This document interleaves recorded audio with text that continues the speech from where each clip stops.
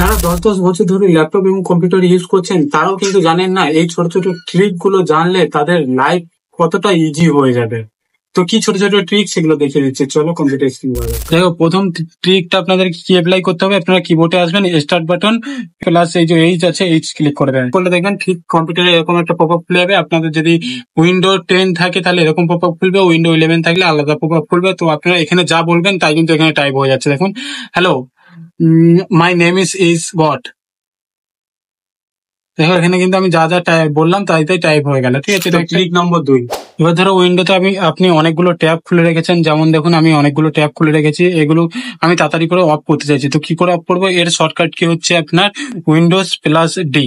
Windows plus D করলে দেখুন আমাদের সব কিন্তু ট্যাব অফ হয়ে গেল। দেখুন সব আমি উইন্ডোজ প্লাস ডি করলাম, সব কিন্তু ট্যাব অফ হয়ে গেল, মানে সব কিন্তু মিনিমাইজ হয়ে গেল। ওকে, এটা 2 নম্বর শর্টকাট কি। তো ট্রিক নম্বর 3, তো উইন্ডোজ শিফট এস ক্লিক করবেন, দেখবেন ঠিক এরকম একটা পপ আপ খুলে আসবে। আর আপনারা কিন্তু এটা যে কোনো জায়গায় কিন্তু ক্রিয়েট করে কাট আউট করতে পারবেন। দেখুন এরকম করে কাট আউট করতে পারবেন, যে কোনো জায়গায় আপনারা স্ক্রিনশট নিতে পারবেন। এটা হচ্ছে 3 নম্বর শর্টকাট কি। ওকে, ট্রিক নম্বর 4। তো আপনারা কিন্তু এখানে দেখুন আমার উইন্ডোটা এখন হোম স্ক্রিন আছে, আমি এটাকে লক করতে যাচ্ছি আর্জেন্টলি। তো সেক্ষেত্রে আমরা কি করবো, উইন্ডোজ প্লাস এল ক্লিক করবো, আমাদের স্ক্রিনটা কিন্তু লক হয়ে যাবে। দেখুন আমাদের স্ক্রিন লক হয়ে গেল। প্লাস এই উইন্ডোজ প্লাস এল ক্লিক করবেন, উইন্ডোজ লক হয়ে গেল।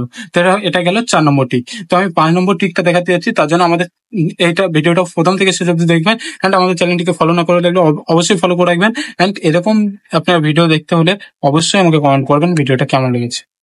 টিক নম্বর 5, আপনারা ক্লিক করবেন উইন্ডোজ প্লাস এই যে ডট যে অপশনটা আছে, ডট অপশনটা আপনারা ক্লিক করবেন। দেখুন আমি উইন্ডোজ প্লাস ডট যখনই ক্লিক করে দিচ্ছি, আমাদের দেখুন একটা ইমোজি খুলে গেছে। এখান থেকে কিন্তু আপনারা যে কোনো ইমোজি নিয়ে আপনারা টাইপ করতে পারেন। দেখুন আমাদের যে কোনো ইমোজি কিন্তু আমাদের এখানে সার্চ হচ্ছে এন্ড টাইপ হচ্ছে।